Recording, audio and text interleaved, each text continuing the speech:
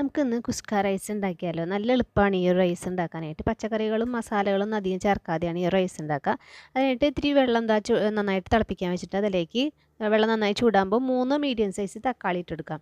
ഈ തക്കാളി നന്നായി വെന്ത് തന്നെ അതിൻ്റെ തൊലിയെല്ലാം നന്നായിട്ട് നല്ല എളുപ്പത്തിൽ ഉരിഞ്ഞെടുക്കാൻ പറ്റുന്ന ഒരു പരുവത്തിന് വരെ അത് നന്നായിട്ട് കുക്ക് ചെയ്തെടുക്കുക. അപ്പോൾ നമ്മുടെ തക്കാളിയുടെ തൊലിയെല്ലാം നന്നായിട്ട് അടർന്ന് വരുന്ന ആ സമയത്ത് നമുക്കിതെല്ലാം മാറ്റി വയ്ക്കാം.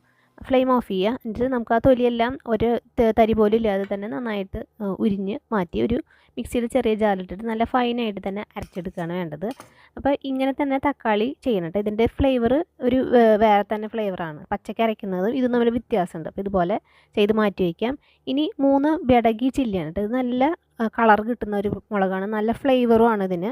ഇതുണ്ടെങ്കിൽ എടുക്കുക, അല്ലെങ്കിൽ കാശ്മീരി ചില്ലി ആയാലും കുഴപ്പമില്ല. പക്ഷേ ബെഡഗി ചില്ലി നമുക്ക് മേടിക്കാൻ കിട്ടുന്നുണ്ടെങ്കിൽ ഇതുപോലെ കുതിർക്കാൻ വെച്ചിട്ട് ഒരു മണിക്കൂറൊക്കെ ഒന്ന് കുതിർക്കാൻ വെച്ചിട്ട് അത് വേണം ഇതുപോലെ മിക്സി ജാറിലേക്ക് ഇട്ടെടുക്കാം. ഒരു 2 സെൻറ്റിമീറ്ററിന് ഇഞ്ചി കഷ്ണം 12 അല്ലി വെളുത്തുള്ളിയും കൂടിയിട്ട് നന്നായിട്ട് അരച്ചെടുക്കുക. വെള്ളം ഇല്ലാണ്ട് നല്ല ഫൈനായിട്ട് എത്രയും ഫൈനായിട്ട് അരയ്ക്കാൻ പറ്റും അതുപോലെ അരച്ചിട്ട് മാറ്റി വയ്ക്കാം. ഇനി 3 ടേബിൾ സ്പൂൺ നെയ്യ് പാനിലേക്ക് ഒഴിച്ചെടുക്കാം. ഇത്രയും മസാല തന്നെയായിട്ട് ചേർക്കുന്നത്. ചെറിയ കഷ്ണം കറുവപ്പട്ടയും 2 ഗ്രാമ്പു 1 ഏലക്കായ ഇത്രയും വേണ്ടോ. പിന്നെ 2 വഴനയിലയും കൂടി ഇട്ട് കൊടുത്തിട്ടുണ്ട്. ഒരു 1/2 ടീസ്പൂൺ പെരിഞ്ജീരകം ചേർത്ത് കൊടുക്കാം. ഇതിലേക്ക് ഒരു മീഡിയം സൈസ് സവാളയുടെ പകുതി എടുത്തിട്ട് നല്ല നൈസായി അരിഞ്ഞിട്ട് അത് കാരമലൈസ് ആക്കി എടുക്കുക. ഇനി ബാക്കി പകുതി സവാള ഈ സമയത്ത് ചെറിയ ചെറിയ സ്ക്വയർ പീസുകളാക്കി ഇട്ടിട്ട് കൊടുക്കാം. ഒപ്പം ഒരു പച്ചമുളക് കൂടി ചേർത്തിട്ട് ഒരു ചില്ലുപരിവാവുന്നത് വരെ മാത്രം ചെറുതായിട്ടൊന്ന് വഴറ്റിയെടുത്താൽ മതി.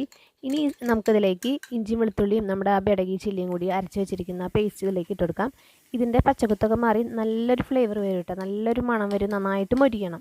മുളകിൻ്റെയൊക്കെ ഒരു നല്ലൊരു മണം വരുന്നത് വരെ, ഇഞ്ചി വെളുത്തുള്ളിയൊക്കെ നന്നായി മൊരിഞ്ഞ ഒരു മണം വരുന്നത് വരെ വഴറ്റിയതിന് ശേഷം 1/4 ടീസ്പൂൺ മഞ്ഞൾപ്പൊടിയും 1/2 ടീസ്പൂൺ കാശ്മീരി ചില്ലി പൗഡറും മാത്രം ചേർത്തെടുക്കാം. വേറെ മസാലപ്പൊടികളോ മല്ലിപ്പൊടിയൊന്നും ചേർക്കരുത്. ഇനി നമ്മൾക്ക് ഒരുമിച്ച് നേരത്തെ അരച്ച് വെച്ചിരിക്കുന്ന തക്കാളിയും, ഞാനിപ്പോൾ ശരിക്കും ഇതിൽ പച്ചക്കറിയൊന്നും ചേർക്കില്ല. ഞാൻ ഇവിടെ പച്ചപ്പട്ടാണി ഇരിക്കുന്നുണ്ട്, അത് ചേർത്ത് കൊടുക്കുന്നുണ്ട് 1/2 കപ്പ്. പിന്നെ ഒരു വലിയ സൈസ് തക്കാളി ചെറുതായിട്ട് അരിഞ്ഞിട്ട് ഇട്ട് കൊടുക്കണം ഈ സമയത്ത്. പിന്നെ ഇതിലേക്ക് ആവശ്യത്തിനുള്ള ഉപ്പും 3 തണ്ട് മല്ലിയിലയും 2 തണ്ട് പുതിനയിലയും കൂടെ, പുതിനയില അങ്ങനെ തന്നെ കേട്ടോ, മുറിക്കാതെ തന്നെ ഉരിഞ്ഞിട്ട് ഇട്ട് കൊടുക്കാം.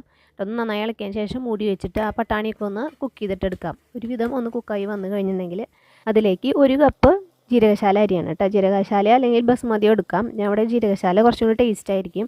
അത് നന്നായി കഴുകിയതിന് ശേഷം ഇതിലേക്ക് ഇട്ട് കൊടുക്കാം. നന്നായിട്ട് മിക്സാക്കാം. മസാലയെല്ലാം നന്നായി മിക്സാക്കിയിട്ട് വേണം അതിലേക്ക് പിന്നെ വെള്ളം ഒഴിക്കണമെങ്കിൽ 1.25 കപ്പ് വെള്ളം ഒഴിച്ചെടുക്കാം. ഇതിലേക്ക് പാകത്തിന് ഉപ്പ് ഇട്ടിട്ട് നന്നായിട്ട് ഇളക്കാം. ഉപ്പ് ടേസ്റ്റ് ചെയ്ത് നോക്കണം കേട്ടോ. അപ്പോൾ ഉപ്പ് പാകത്തിന് ഉണ്ടായിരിക്കണം.